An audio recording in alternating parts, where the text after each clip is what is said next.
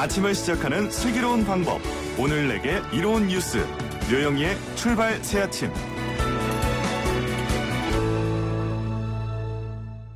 노영희의 출발 새아침 3부 문을 열었습니다. 우리 보이는 라디오로 보시는 박정희님께서요. 시민단체가 회계를 투명하게 혹은 깔끔하게 작성하지 잘 못하고 부실하게 할 수밖에 없는 그런 구조적인 문제점이 있는 건 사실입니다. 하지만 이번 일로 모두 기부하는 일이 줄어드는 것까지 연결되면 안 될 것 같습니다. 이런 얘기 주셨고요. 또 다른 많은 분들께서도 지금 같은 취지의 의견을 많이 주시고 할머니 불쌍하다 이런 얘기도 많이 보내시고요. 또 저는 정기 후원을 해오고 있었는데 그동안 모금한 돈이 어디에 쓰는지 잘 몰랐었습니다. 제이리님 이렇게 또 말씀하셨고요.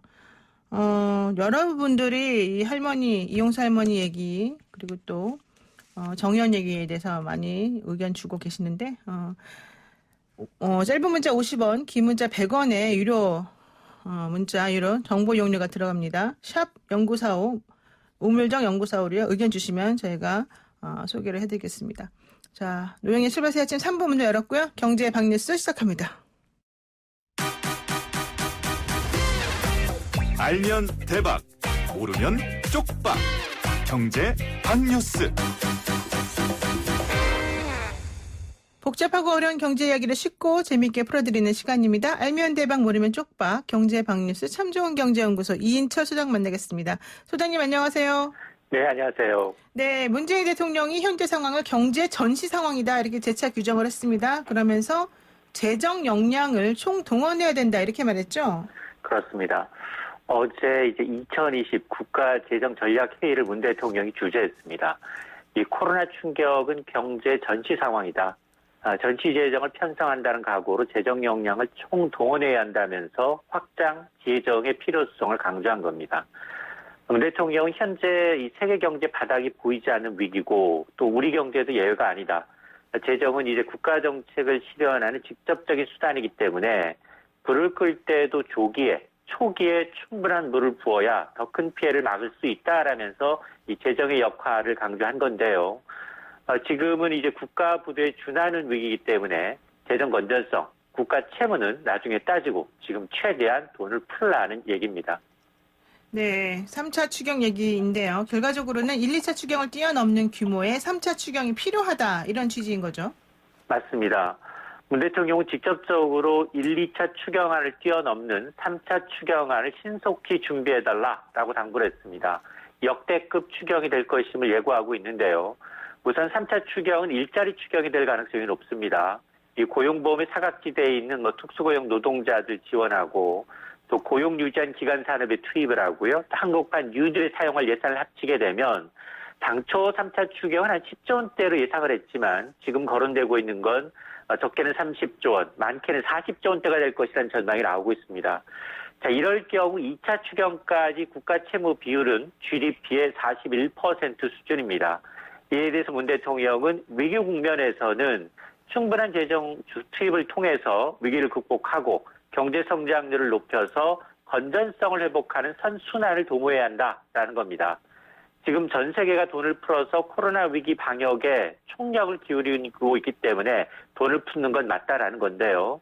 코로나의 직격탄을 맞고 있는 취약계층, 소상공인 등에 대해서 선제적으로 재정을 투입하는 것은 필요하다라는 의견이 많습니다. 다만 이제 보편적 복지로 돈을 쓰기보다는 재정이 꼭 필요한 곳, 효과가 큰 곳을 중심으로 해서 우선순위를 정해서 효율적으로 사용해야 한다라는 지적인데요.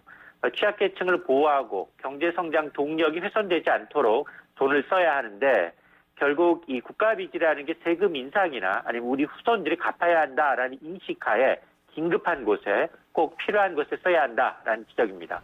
네, 그렇군요. 아까 제가 하면서 방송 초기에 추경 얘기를 오창석 꽃기호 평론가하고 얘기하면서 밑빠진 독에 물 붓기라는 그런 얘기를 썼습니다. 그랬더니 우리 3130님께서 밑빠진 독에는 퍼부어도 빠져나가요. 이런 얘기를 하셨는데 일반론적인 얘기는 그런데 저희 사시 공부하는 사람들의 또 끼리 전해 내려오는 전설에 의하면 밑빠진 독이라 하더라도 그 밑에 물이 빠져나가지 않을 정도로 엄청나게 빠르게 폭발적으로 물을 싹 갖다 부으면 된다. 즉 공부를 그렇게 많이 하면 붙는다. 뭐 이런 얘기였습니다. 그와 비슷한 얘기를 제가 지금 했는데 결국 3차 추경도 그런 식으로까지 집중 투하되면 뭔가 좀 낫지 않겠냐 이런 취지였던 것 같습니다.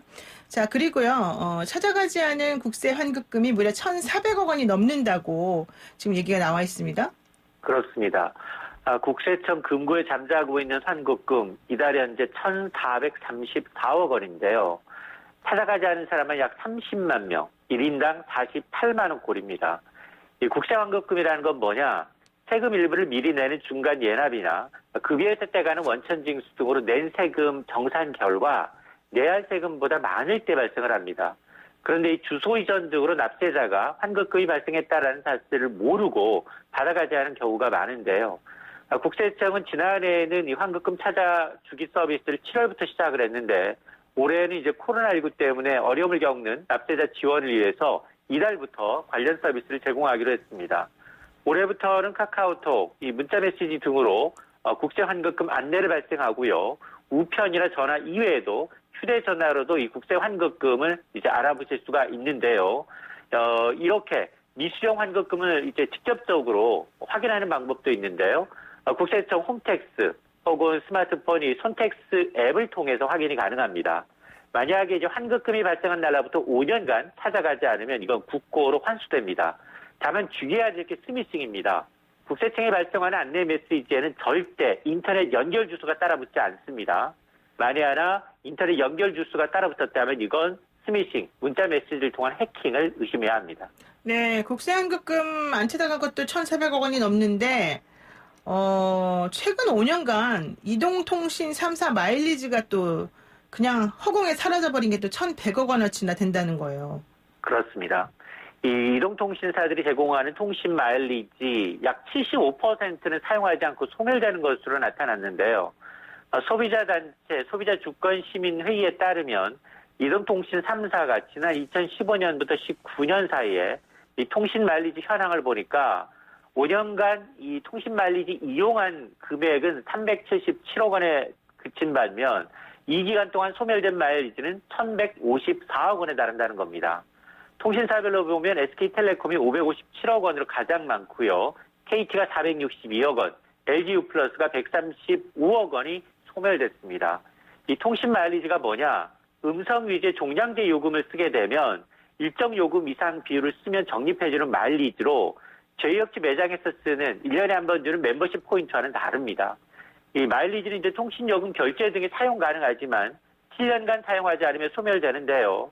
이 마일리지 존재나 사용법을 모르는 고객이 해마다 늘고 있기 때문에 이 통신 마일리지 사용처를 좀 확대하고 또 종량제 요금 이용자에 대해서 통신사가 적극적으로 사용을 좀 권고해야 한다라는 지적이 나오고 있습니다. 네, 여기까지 듣겠습니다. 오늘 말씀 고맙습니다. 네, 고맙습니다. 네, 지금까지 참 좋은 경제연구소 이인철 소장이었습니다.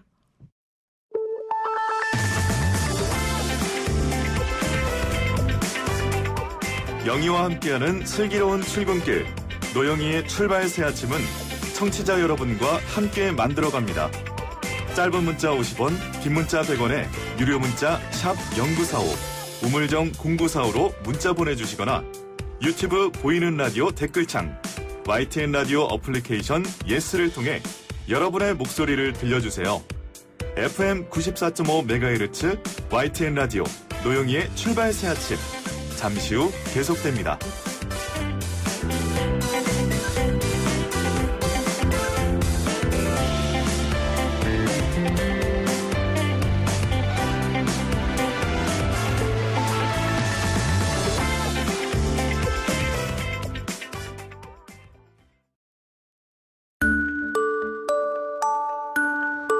시사 인물 토크쇼 한 분만 판다. 네, 한 명의 인물과 그를 둘러싼 이슈를 끝까지 파보는 시간입니다. 시사인물 토크쇼 한 분만 판다 시작하겠습니다. 함께 하실 두 분 소개하겠습니다. 김현성 시사평론가 나오셨고요. 네, 안녕하세요. 김현성입니다. 네, 반갑습니다. 김태현 변호사 나오셨습니다.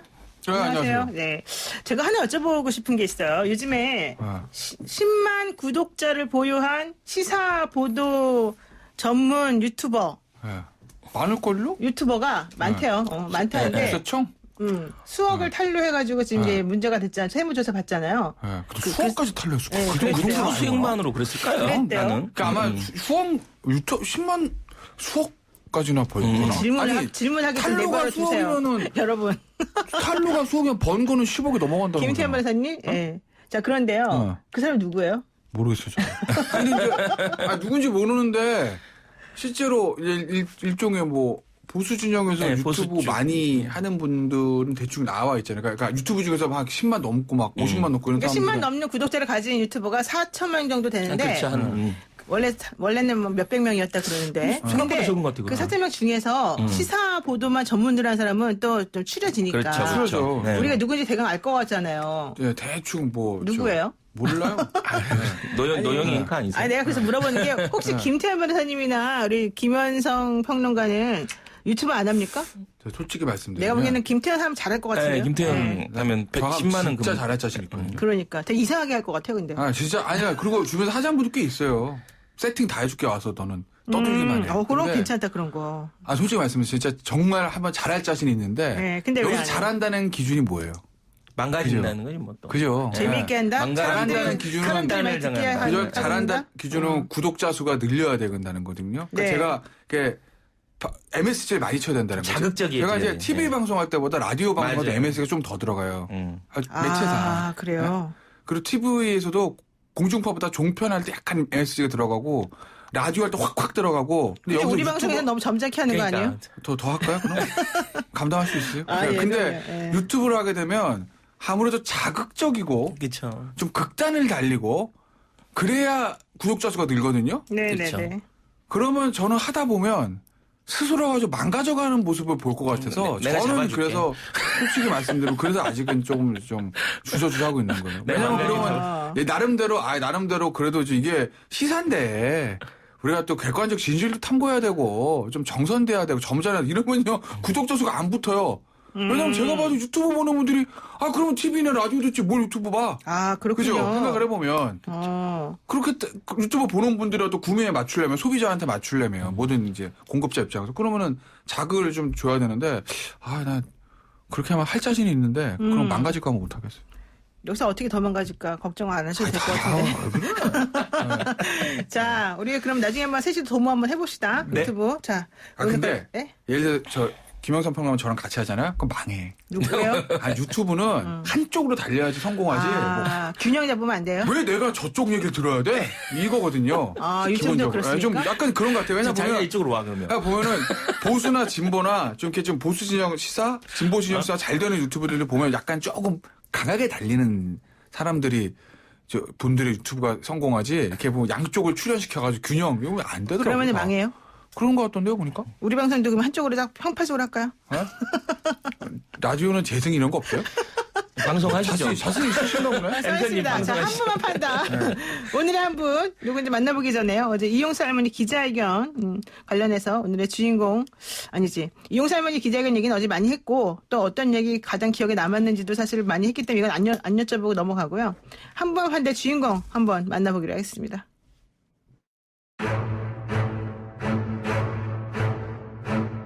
김종인 박사를 우리 미래통합당 비대위원장으로 내년 재보궐선거 때까지 모시기로 압도적으로 결정을 했습니다.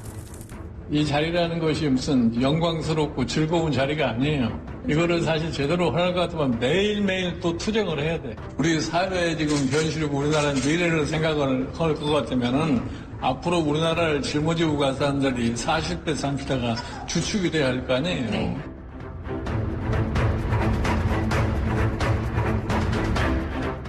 네, 우여곡절 끝에 내년 4월 재보선이 있는 4월 7일인가요? 그때까지 미래통합당 호를 책임지게 될 김종인 비상대책위원장의 목소리였습니다. 물론 아직 전국이 결론이 남아있기 때문에 확정은 아니라는 얘기도 있습니다만은 김종인 비대위 앞날 탄탄대로일까요? 가지밭길일까요? 아니면 맹탕일까요?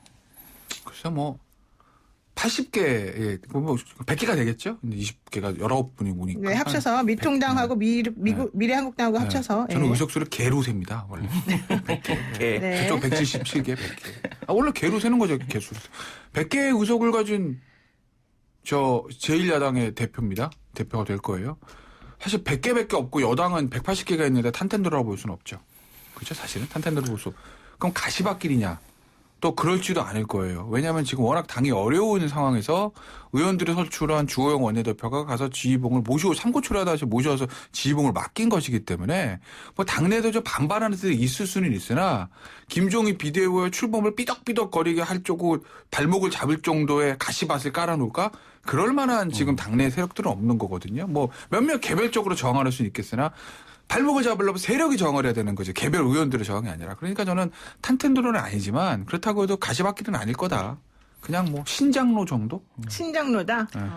이게 이제 탄탄대로냐 가시밭길이냐 이렇게 묻는 게 이제 유튜브 감성으로 물으면 이제 꽃길을 걸을 것이냐 흙길을 걸을 것이냐 이렇게 유튜브냐 유튜브 감성으로 물으면 또 그게 질문하는 게 다릅니까? 그렇죠. 이게 유튜브 감성으로 물으면 꽃길을 걸을 것이냐 흙길을 걸을 것이냐 이렇게 물어야지 이제. 저는 그런데, 유튜브는 못 하겠네요. 그렇죠. 약간 좀 이렇게 아름다운 유튜브 하시네요. 그래서 저는 이제 기본적으로 이제 이런 생각은 해요. 이제 흘러간 물로 물러방아를 돌리기는 참 어렵다.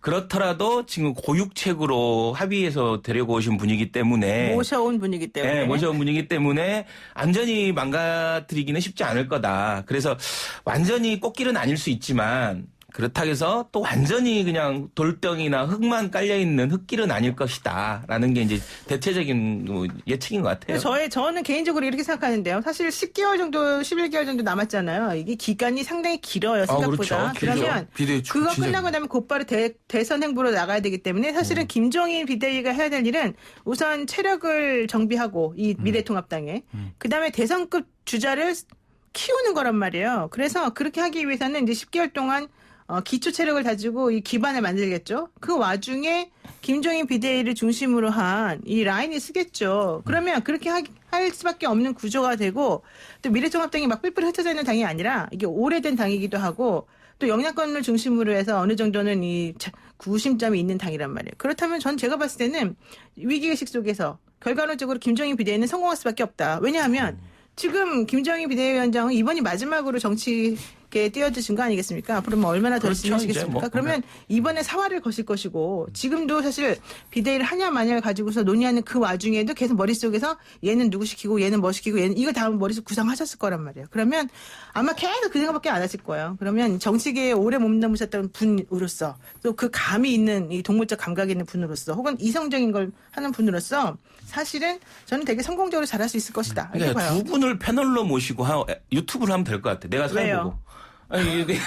뭔가 발언을 하고 싶으신 것 같아. 아니. 그렇지 않은데 이거 내가 설명해드리려고 한 거고. 워낙 상황이 안 좋아요. 안 좋아요? 당 상황 자체가 지금. 여기서 더 떨어져 어디 떨어지겠어요? 그러니까 이제 없으니까. 더 떨어질 데가 없어요. 그러니까 예를 들면 지방선거 이후에 비대위 출범했을 때 그때 더 떨어질 때가 있었어. 그다음 총선. 대선 때도 더 떨어질 때가 있었어요. 사실은 당 지지도도. 근데 지금은 떨어질 때야 떨어질 방향이 없거든요. 그러니까 올라가는 정도가 조금 올라가냐 확 올라가냐의 차이인 거지. 올라갈 것밖에 없고 더 떨어질 데가 없기 때문에 그렇기 때문에 사실 상대적으로 다른 비대위에 비해서 결과로서 성공할 수 있다라고 보는 게 아마 그런 측면들도 있고 최근에 미래한국당 보수정당 계열에 출범했던 비대위와 지금의 김종인 비대위의 차이가 세 가지. 하나는 더 떨어질 데가 없다. 또 하나는 기간이 길다. 기간이 길다는 얘기는 뭐냐면 내년에 대선 후보 경선하고 재보궐선거가 있거든요. 그러니 뭔가 비대위의 성공 여부를 가려서 이벤트가 있다라는 거. 네. 그거 하나. 세 번째는 비대위원장의 면모인데 이제까지 있었던 뭐 김병준 비대위, 그다음에 김희옥 비대위, 뭐 좀 더 있는 이름이 생각이 안 나. 임명진 비대위. 세 분 다 정치인이 아니에요. 그래도 김병준 비대위가 청와대에서는 근무를 해봤지만 선거를 뛰어본 정치인은 아니거든요. 그렇죠. 정치인들을 다루는데 정치인이 들어간 것과 아닌 것과 차이가 있습니다. 어쨌든 김종인 비대위원장은 비례로만 이기는 5선이에요. 선거를 2번인가 3번 정도 승리를 해봤던 월드컵 우승 경력 있는 그렇죠. 감독이에요. 네. 여의도 짜르라는 별명이 있었던 사람이에요.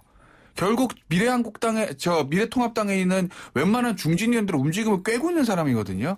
그 정치력이 있는 사람이 비대위에 들어간 것과 외부에서 학자, 또는 뭐 시민단체 활동으로 10만 받던 좋은 사람이 들어가는 곳과는 엄청난 차이가 있다. 여전히 근데 네. 최악은 아니지만 네. 그렇다고 해서 최선은 아니다. 자, 그러면 그래서 이제 지금 사실 최선을 찾을 수가 그러니까 없어요. 그래서 이제 어찌됐든 차악을 피하면서 차선을 취한 건데 전 여전히 이제 김종인 비대위에 갖고 있는 상당 부분의 위태로움은 뭐냐면 이제 리더십, 그러니까 뭐냐면 대선 후보가 아니라는 거죠. 본인이 예를 들면 대통령을 지향하지 않고 있다는 것이, 그러니까 과거에 비대위 성공한 게 유일하게 이제 박근혜 비대위가 성공한 거잖아요. 박근혜 비대위가 성공할 수 있었던 건 본인이 대권을 탐하면서 그것을 통해서 리더십을 장악했거든요. 근데 여전히 이 당 안에서 여러 대권 후보가 있는데 그 대권 후보를 관리하면서 이 사람이 리더십을 발휘할 수 있느냐, 이거에 대해서는 약간 좀 퀘스천이에요, 저는 여전히.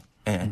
뭐 여전히 저는 김종인밖에, 지난번에도 뭐 이 토론에서 김종인밖에 대안이 없지 않냐라는 얘기는 했지만 이 과정에서 리더십을 발휘하기 위해서는 이 대권 문제, 대권 후보에 대한 문제나 집권에 대한 문제에 대한 이 퀘스천을 풀어줘야 되는 것이다. 결국 이제 김종인 비대위원장이 이제 될 거예요. 이번에도 뭐 상임정부를 그렇죠. 전국이 통과 안 하긴 쉽지는 않아요. 그럼요. 이미 자 이번에 당선자들이 거의 뭐 합의를 받거나 마찬가지이기 때문에. 그러니까 어찌 됐건 가면은 아까 진행자도 잠깐 언급했는데 제일 중요한 건 대선 후보 메이킹이거든요. 본인은 그렇게 얘기했어요. 이제까지 나왔던 사람은 없다, 효력이 없다. 그럼 뭐 홍준표, 예를 들면 유승민, 당밖에 안철수, X라는 거 아니겠어요? 김종인 비대위 입장에서 보면. 그럼 남아있는 당내 후보군이 뭐 이제 원희룡 지사, 오세훈 전 시장, 아직까지 평가를 받은 사람들은 아니까 뭐 김태호 전 지사 정도일 거예요. 근데 황교안. 뭘 또 보고 싶으셔가지고 어쨌든 황교안 왜 빼요? 진짜. 왜 어쨌든. 그래서 지금 네? 새로 네. 기지개를 켜시고 움직이시는 황교안 라인 아니세요? 아니 저는 어쨌든 황교안 전 대표 같은 황교안 경우는 라인이죠. 총선 때 이미 평가를 받았다고 보기 버려진. 때문에 저 몰라요 개인적으로. 예. 뭐 고등학교 선배긴 한데 어쨌든. 예. 개인적으로 모릅니다. 어쨌든 예. 그런데 이제 언급했던 그 사람들을 생각하는 건 아닐 거 아니에요. 네. 당 밖에 새로 인물. 본인이 얘기했던 건 뭐 40대 경제전문가 얘기하는데 뭐 나오는 얘기들이 뭐 언론지사 홍정욱 전 의원이냐 김세현 의원 얘기를 합니다. 어쨌든 그런 대선 후보들을 메이킹해가지고 내년에 4월 말에 본인이 지붕을 내려놓을 때 대선 경쟁 시작할 때 어느 정도 판을 만들어주는 거를 가장 큰 역할 아니겠습니까? 또 하나의 역할은 내년 4월에 재보선이 있어요. 그죠? 재보선에 이제 국회의원 같은 경우 어디까지 될지 아직은 모르지만 기본적으로 하나 확실한 거 부산시장 나옵니다. 경기지사도 아직 대법원 남았는데 항소심 판결이 그대로 가면 확률적으로는 뭐든지 그대로 확률은 높으니까 그대로 가면 경기도에도 재보선이에요. 만약에 부산시장 확실하고 경기도까지 열린다고 하면 수도권 하나, PK 하나, 수도권의 중심, PK 중심이에요.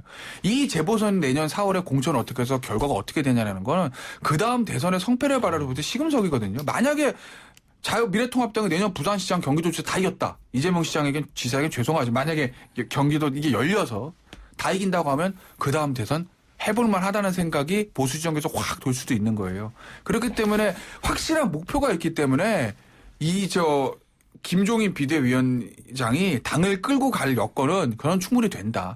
왜냐하면 다른 비대위는 이제까지 확실한 목표가 없었거든요. 네. 뭘 하지? 라는 목표. 근데 지금 네. 확실한 목표가 있잖아요. 네, 지금 우리 보이는 라디오 보시는 구름커피님께서요.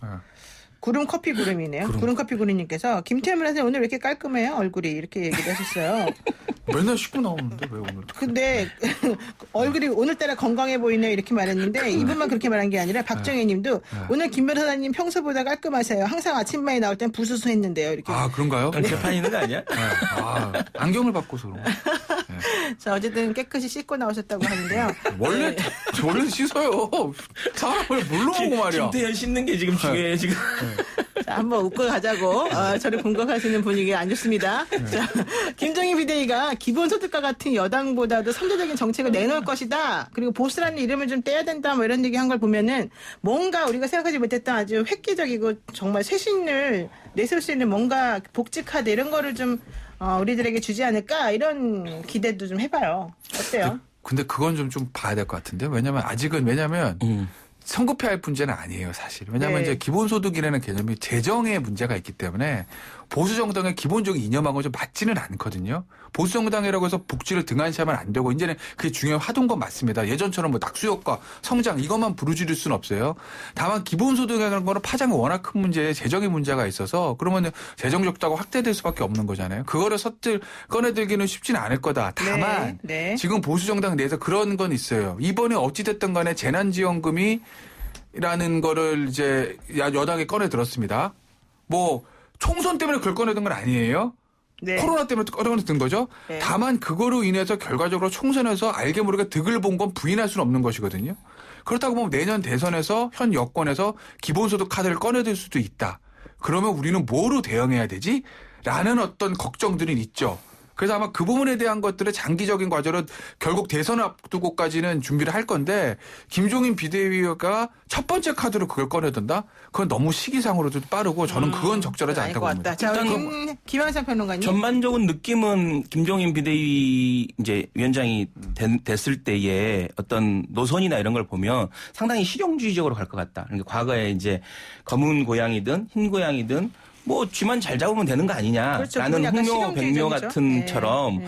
상당한 신정주의로 갈 것 같고 특히나 이제 보수 삭제 문제는 사실 이번에 나온 얘기는 아니에요. 2012년에 본인의 소신 같은 것 같아요. 2012년 비대위 할 때도 개인의 비대위원회 자격으로 당 강령에서 보수를 삭제해야 된다라는 얘기를 했거든요. 그러니까 네. 보수냐 진보냐의 어떤 이런 그 네임드가 중요한 게 이런 넷대루를 붙이는 브랜딩이 중요한 게 아니라 결국은 눈앞에 보이는 현실의 문제를 해결할 수 있느냐 없느냐의 문제라고 보거든요. 근데 저는 과감하게 이 진보의 가장 어떻게 보면 이슈를 선점할 수도 있다. 왜냐하면 이제 인물로서 경쟁하기 힘들거든요. 그러니까 이제 지금 아시겠지만 미래통합당의 향후의 대권 주자를 가지고 지금 현재 민주당하고 경쟁하기 쉽지 않아요.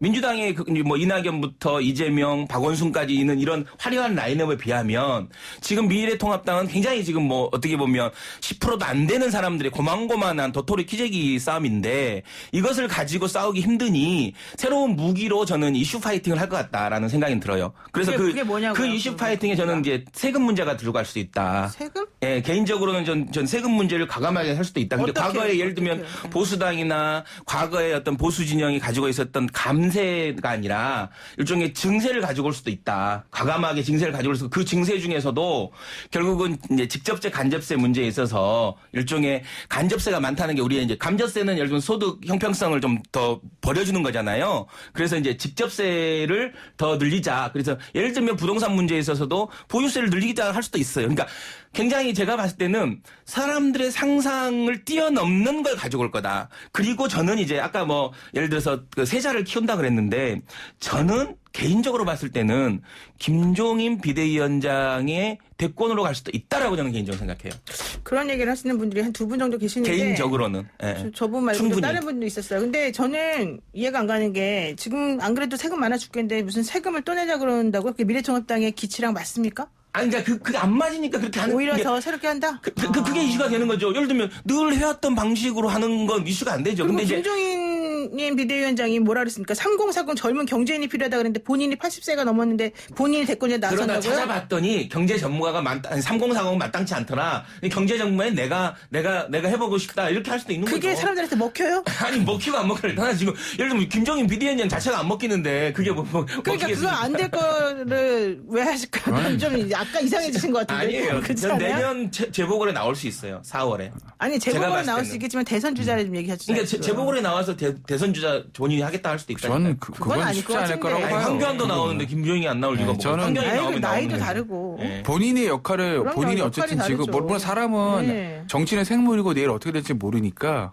사람의 앞니나 정치인데 본인도 스스로 모를 수는 있지만 본인이 어쨌든 본인의 역할을 킹이 아니라 킹메이커를 한정 짓고 그럼요. 들어오는 거거든요. 네. 그렇기 때문에 그건 아마 당내에 강한 반발을 불러일으키고 저는 본인이 킹 자리까지 노리기는 저는 쉽지 않을 근데 거라고 봐요. 지난번에 네. 그 김성애 지켜봐야 할 일이죠. 열린민주당 대변인도 네. 사실은 김현석 편님과랑 똑같은 말을 아니, 뭐, 하더라고요. 나오면 좋겠죠. 그래서 제가 깜짝 놀랐는데. 민주당 쪽에서는. 왜? 김종인 민주당 80에 또 갑자기 민주당 쪽을 80에 김종인 비대위원 나오면 수월하겠지. 네, 40대 경제 전문가보다는. 오늘 패널들의 수준이 조금 아침에 좀 힘든 것 같습니다. 공부를 안 해갖고 오신 듯한 느낌이 막 드는데요. 상당히 제가 미안합니다, 여러분. 상상력이 죄송하고요. 자, 그런데 지금 보수 진영에서 유승민 의원, 홍준표 전 대표 지금 다 불만을 가지고 있어요. 왜 그러냐 그랬더니 세대교체론 또 3040 중심으로 이 젊은 비대위원들로 꾸려질단 이런 것 때문이 아닐까 생각이 드는데 이렇게 되면 어떤 일이 벌어질까요? 저는 이제 그런 세대교체랑보다는 결국 노선 문제를 건드리는 김종인이 불편할 거예요. 그러니까 보수 문제 그리고 이제 어떻게 보면 경제 문제에서도 굉장히 급진적인 어떤 이렇게 전환 그리고 어찌됐든 김종인 비대위원장이 가지고 있는 묘한 정치적 촉이 있어요. 이제 그런 것들이 본인들이 그동안 해왔던 이 방향하고는 상당히 다르다. 그러니까 꼭 무슨 교체, 세대 교체 이렇게 이런 문제보다는 본질적인 것보다는 이념과 노선의 문제다라고 저는 봐요. 근데 모르겠어요. 김종인 비대위원장이 노선을 어떻게 경제 정책을 할지. 그건 아직은 왜냐하면 본인이 평소에 가지고 있던 소신을 지금 다 왜냐하면 지금 상황이 변했으니까. 본인이 이제 예전 2012년이나 이럴 때 가지고 있던 경제적 소신, 경제민주화 이런 문제들은 예를 들면 그건 평상시거든요. 지금은 전시입니다. 지금의 경제는. IMF나 2008년 금융위기보다 더한 전시가 이제 몰려온다는 게 대부분의 전문가 예측 아니겠습니까?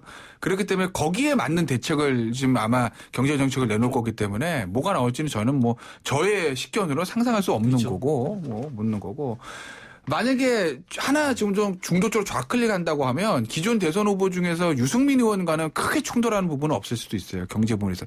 다만 홍준표 전 대표하고는 충돌은 좀 할 수는 있겠죠. 더군다나 세대 교체까지 이제 나오니까. 결국 지금 김종인 비대위원장의 가장 큰 할 일 중에 하나는 세대 교체 아니겠습니까?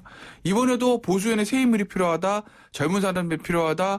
뭔가 한 세대 낮춰야 된다는 얘기들은 계속 나왔고 그러지 못한 것이 여러 가지 총선 패배의 원인들 중에 하나로 지목되기 때문에 거기다 김종인 비대위원장 본인은 80입니다. 그렇기 때문에 아마 젊은 세대들을 앞세워야 본인이 그리고 젊은 세대들을 좀 앞으로 밀어줘야 본인이 수월하게 1년 동안 비대위원장직이 있을 수 있다는 생각을 할 거예요. 그래서 아마 당의 세대 교체는 조금 더 가속화될 수밖에 없을 거고 저는 지금 죄송합니다. 미래통합당에서 김종인 비대위원장이 필요한 건 예전에 제가 이 얘기 한번 한 적이 있는지 모르겠는데 일종의 홍위병이 필요하다. 김종인 비대위원장 홍위병. 네. 마오쩌둥 홍위병 무슨 의미인지 아시겠죠? 좋은 의미에서. 앞장서서 김종인 비대위원장을 뒷받침하고 끌어줄 좀 목소리 큰 젊은 사람들이 필요하다는 거죠. 그래야 영남 중진들의 조직적 반발을 누르지 그렇지 않고 기존의 의원들 초세선 기존의 탈락한 원인 떨어진 원인 여기들로 가다가 강한 영남권 중진들의 반발을 불러일으킬 것이다. 그러니까 영남권 중진들도 쟤네들 너무 시끄러워서 할 수가 없는데 라고 할 정도의 젊은 예를 들면 지금 이름 나오는 게 이번에 처음 들어서 떨어졌던 김재섭이나 도봉의 김재섭 저기 순천의 천하람입니다. 천하람. 그다음 이런 사람들 초선에서는 부산의 김미애 서울의 김웅 이런 사람 얘기 나오거든요. 그 젊은 초재선들 물론 항상 얘기 나오고 이준석 비대위원 얘기 최고위원 얘기 나오고 그 젊은 원외 인사들의 홍위병을 앞세워라. 핑크 위병이겠구나. 정확히 얘기하면. 미래통합 핑크색이니까. 이런 식으로 해가지고 여론조를 좀 해야 그래야 아마 김종인 비대위원장이 좀 수월하게 끌고 갈 수 있을 거다. 그러니까 여전히 한 방은 없어요. 그러니까 예를 들면 저는 김종인 비대위가 안정적으로 가기 위해서는 김종인 비대위원장이 확실히 장악하는 대권 주자가 있어야 된다. 그렇지 않으면 굉장히 지금의 대권 주자들에 치이게 된다. 본인이 대권을 출마를 하든 아니면 확실한 본인이 얘기하는 3040 경제 전문가가 빨리 등장해서 김종인 비대위원장을 지켜줘야 된다. 그렇지 않으면 저는 되게 안정적으로 끌고 가기 쉽지 않을 것 같아요. 그리고 하나 더 있다. 비대위원장은 인선에서 첫 번째 이제 비대위가 출범하면 인선을 하잖아요. 대변인 비서실장 이런 어차피 편한 사람 시키는 거니까. 중요한 건 여의도 연구원장. 그러니까 외부에서는 사실은 여연원장 누가 가냐 이렇게 중요하게 생각 안 하는데 우리 여의도에 있는 정치권 내에 있는 사람들 입장에서 제일 중요한 게 여연원장이에요. 이번에 민주당의 총선 승리 1등 공신. 최일등 공신 대통령이고. 양정철이라는 거예요? 좀 전에 양정철 민주연구원 저는 봅니다. 부원장 출신입니다. 부원장 출신. 네, 꼭 다 좋은 건 아니네요. 죄송합니다. 존재감이 네. 없었던. 어쨌든. 근데 사실은 미래통합당, 보수정당 같은 경우에 어느 순간부터 여의도 연구원이 망가지기 시작하면서 당이 사실은 굉장히 망가져간 거거든요. 김세연 전 원장 나오면서부터 좀 그랬다는 소리가 있습니다. 그 전부터 제가 봤을 때는. 그 전부터 속담으로 옛날 얘기 하나 해드리면 김무성 대표 때 박세일 돌아가신 교수를 여연원장을 하려고 그랬어요. 박세일은 네. 사실 굉장히 중도 개혁적인 보수에서 네. 가장 큰 싱크탱크에. 근데 알겠습니다. 청와대에서 레이저 맞고 못했죠. 그때부터 무너지기 시작한 거예요. 제가 봤을 때는 뭐 국회의원 한 번도 안 해봤으면서도 요즘 인기 최고, 주가 최고인 김태현? 이준석. 김태현? 특히 박근혜 퀴즈로 컸던 이준석이 지금 현재 시점에서도 김종인 비대위에서 또 총망받는 3040의 비대위 핵심 mem버가 돼가고 있는 시점. 근데 본인이 비대위 안 김무성 본인이 퀴즈로 비대위 안 큰 한다고 그랬어요? 김태현 변호사와 너무 비교가 된다는. 김태현. 본인이 비대위 안 김태현을 한다고 꼭 비대위원장으로 쓰십시오. 중요한 건 그 사람이 존재감이 커지고 있다는 거죠. 네, 여기까지 하겠습니다. 비대위원으로 네, 쓰십시오. 비대위원장이. 네, 오늘 정말 횡설수설 정치평론이었습니다. 오늘 한번 진행이 한다. 이상하니까. 오늘 말씀 감사합니다. 네, 고맙습니다. 지금까지 투덜투덜 김태현 변호사 그리고 팽수평론가 김현성이었습니다.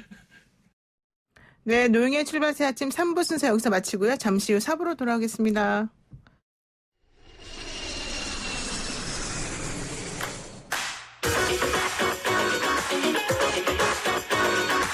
뉴스 탐구생활 못 떠나도 고!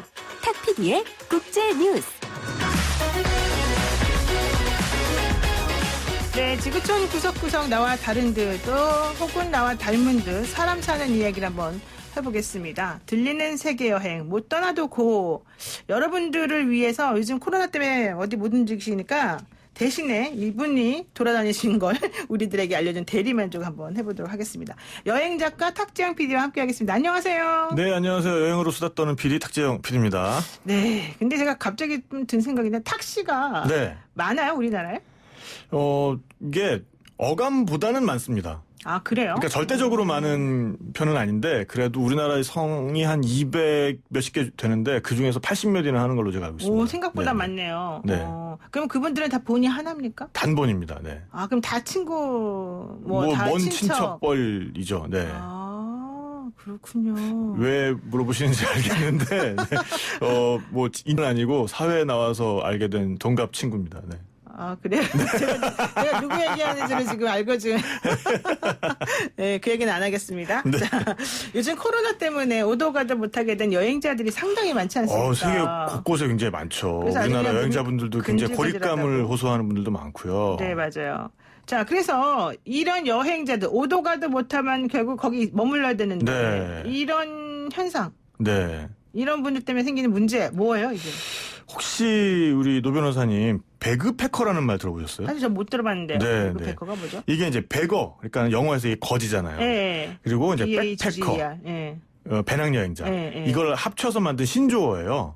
아. 그러니까 거지 여행자 또는 뭐 이제 구걸 여행자쯤으로 번역될 수 있을 것 같은데. 그러네. 구걸 여행자 괜찮겠네요. 예. 네네. 그래서 예. 구걸 또는 뭐 그에 준하는 그런 행위를 해서 여비를 충당하는 여행자들을 이제 가리키는 말이죠. 아, 이런 분들이 원래 많았나요?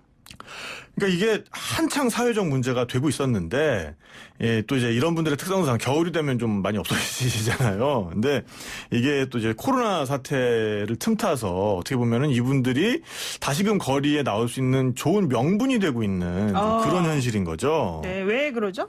그러니까 이제 이런 분들이 대부분 이 백인 여행자들인데, 예, 사실은 뭐 이런 특히 아시아 나라에서 백인 여행자들이 나와가지고 구걸하고 있으면 좀 안타깝게 보는 분들이 많잖아요. 특히나 네. 이제 나이 드신 분들은 아이고 저런 그 백인들이 어쩌다가 저기서 저렇게 구걸까지 하고 있나 아니면 저렇게 애타게 참 되지도 않는 노래를 부르고 있나 이러면서 가가지고 네. 한 푼 두 푼 이렇게 도와주시는 분들이 있다 보니까 이게 이제 근절되지가 않는 편인데 게다가 요즘 이제 이런 분들은 코로나로 인해서 항공편이 너무 비싸졌어요. 네네, 돈이 맞아요. 필요해요. 오래 체류하다 보니까는 돈이 다 떨어졌어요. 뭐 이제 이런 이유를 대면서 활동을 좀 활발히 하고 계신 것 같아요. 그러니까는 외국에서 우리나라에 들어온 외국인이 코로나 때문에 발이 묶여서 네. 못 나간다. 네네. 그러니까 내가 가지고 온 돈 다 떨어졌으니 니네가 좀 네네. 도와달라. 네네네. 이런 것도 있고. 네네네. 또 요즘에 항공편이 많이 줄어들다 보니까 네네네. 비행기 값이 비싸져서 네, 그러니까 나가야 되는데. 뭐 한 네. 50만 원 주고 들어왔는데 이제는 200만 원을 줘도 더 못 구한다. 넘어야 된다고 그러더라고요. 네네네. 그러니까 그런 식으로 얘기를 하면 근데 뭔가 좀 그럴듯합니다. 거짓말 같지가 않은데요. 근데 이제 문제는 네. 이런 분들이 다 정말로 절박한 상황이면 당연히 이제 도와드려야겠죠. 근데 또 이들 중에 많은 분들은 돈이 있으면서도 거짓말쟁이들이 그 있어요. 좀 거짓말을 한다든지 오로지 남의 호의에만 기대서 여행을 한다든지 네. 그러고 있기 때문에 이제 좀 문제가 되는 거고요. 그리고 이제 이들의 행동이 사실은 실정법을 위반하고 있을 가능성이 매우 높습니다. 어떤 실정법 위반합니까? 출입국관리법 제20조에 보면은 네. 우리나라에 이제 체류하는 외국인들은 체류 자격에 해당하는 활동과 함께 네. 이 체류 자격 이외의 활동을 하려면 미리 법무부 장관의 허가를 받아야 되거든요. 네. 네. 알겠어요. 무슨 말인지. 예. 그러니까 이제 이런 분들의 경우에는 당연히 관광 비자로 들어왔을 텐데 그렇죠. 예. 일종의 이게 영리 활동이잖아요. 그렇죠. 돈 달라 그러면. 그렇죠. 예. 예. 그렇기 때문에 이제 이런 것들이 실정법을 위반할 수 있는 소지가 있는 거죠. 그러니까 관광 비자로 들어왔으니까 우리나라를 관광하면서 돈을 써라. 이게 당신이 할 그렇죠. 일인데 네네네. 오히려 왜 와가지고 돈을 벌어가느냐. 네네네. 이러면 내보낼 수 있다는 거잖아요. 그래서 심한 경우에는 정말로 추방도 가능합니다. 그럼 더 잘 됐네요. 비행기값 없어서 못 나간다는데 추방하면은 비행기 공짜로 태워주는 거 아니에요? 추방의 경우에도 비행기는 자비로 내야 자비로 되지 내야 않나요? 돼요? 네. 그럼 만약에 나 비행기값이 없어서 못 나간다 이러면 어떻게 해요? 글쎄요. 저는 제가 변호사가 아니어서 잘 모르겠고요. 그거를. 추방의 개념은 원래 자기가 여기 네. 있고 싶어도 내보내는 거라. 네네네. 저도 확인 다시 한번 해봐야 되겠습니다. 네. 근데 어쨌든 중요한 거는 정말 돈이 떨어져서 그런 게 아니라 네. 실질적으로는 돈이 있는데 자기 돈 안 쓰고 남한테 달라고 하기 그렇죠. 위해서 이렇게 하는 거다. 실정법까지 위반해 가면서. 네네네. 그렇군요. 혹시 탁 PD님도 어디 외국 여행 가셨을 때 네. 이런 일 해보신 적 있나요? 제가 해본 적은 없고요. 네. 해보셨을 것 같은데. 이런 사람들 이제 만난 적은 있어요. 그래요? 근데 이제 제가 만난 사람들은 조금은 다른 사람들이었어요. 어떤 사람입니까? 우리 노 변호사님은 그 히피라는 말 들어보셨어요? 네네. 네, 아무래도 또 이 연세가 있으니까. 제가 연식이 네. 있습니다. 네. 그러니까 이제 이 히피라는 게 60년대에 만들어진 개념이잖아요. 네. 그러니까 미국에서 뭔가 기성 문화 이런 거에 이제 반기를 들면서 기존의 뭐 미국의 주류 철학이었던 무슨 이제 청교도 문화라든지 네. 기독교 문화라든지 이제 이런 거에 대해서 뭔가 대안을 찾아보려는 움직임으로 시작이 된 건데 이제 그러다 보니까 이런 게 이제 뭐 미국 원주민들의 생활 양식을 좀 자기 삶에 좀 도입한다든지 네. 아니면 이제 인도 철학, 인도의 종교 이런 것들에서 뭔가 요소를 차용한다든지 이러면서 이게 문화 운동이자 하나의 라이프 스타일로 이제 발전을 했던 거거든요. 네. 그러면서 이제 이런 사람들이 자연스럽게 사실은 여행을 하게 됐어요. 이 히피즘이 여행에 끼친 영향도 굉장히 많은데 네. 그 전까지는 여행이라는 것이 무슨 비즈니스의 일환 내지는 뭐 배움의 일환, 교육의 일환, 네네. 뭐 이제 이런 식의 뭔가 목적을 가지고 있었다면 이 사람들이야말로 정말 이 사람들 때 와서야말로 여행이라는 것을 그 자체로 여행을 목적으로 생각하기 시작했다는 거죠. 그러면서 이제 이 사람들은 또 너를 즐겁게 하는 게 있으면 그냥 해라는 이런 슬로건이 있었거든요. 그러다 네. 보니까는 미지의 세계에 대해서 더 부담 없이 떠날 수 있었고 돈이라든지 이런 거 생각하지 않고 떠나는 경향이 있었는데 그래서 자신들이 어떤 그 철학적인 메카로 생각했던 곳이 인도 아닙니까? 네네. 그래서 뭐 터키에서 뭐 이란을 거쳐서 육로로 정말 돈 없이 무전여행 비슷하게 인도까지 가는 그런 여행을 하기도 했었는데 네. 이게 이제 지금까지 남아서 좀 서양 사람들이 아시아를 좀 쉽게 보고 무전여행 비슷하게 오는 그런 좀 경향을 만든 게 아닌가. 근데 이제 저는 페루에서 정말로 이 히피들을 만나봤어요. 네네. 근데 이제 이분들이 히피가 아직도 있던가요? 아직도 있어요. 그래서 어떻게 보면 배그패커랑은 약간 다르게 지속 가능한 여행을 하는 사람들이라고 저는 느꼈거든요. 그러니까 이 사람들은 뭐냐면 어떤 식으로 돈을 벌어서 여행을 계속 하냐 하면은 크게 나눠서 두 가지 파가 있습니다. 네. 이제 공연파와 행상파가 있어요. 공연파는 뭐 기타 같은 거 들고 노래하는 그래서 이제 겁니까? 공연파는 네. 뭐 비단 무슨 뭐 버스킹뿐만 아니라 이를테면은 큰 사거리 같은 데서 차가 멈추잖아요. 그러면은 그 짬을 이용해서 나와서 뭐 접시 돌리기를 한다든지 저글링을 한다든지 뭔가 심지어는 뭐 볼거리를 불쇼를 주는 한다든지 예. 그러면서 그 짧은 순간에 수금까지 이루어지는 굉장히 초고속 퍼포먼스를 지향하는 네, 이런 네. 분들이었고 네. 행상파는 이제 뭔가 계속 만들어서 파는 거예요.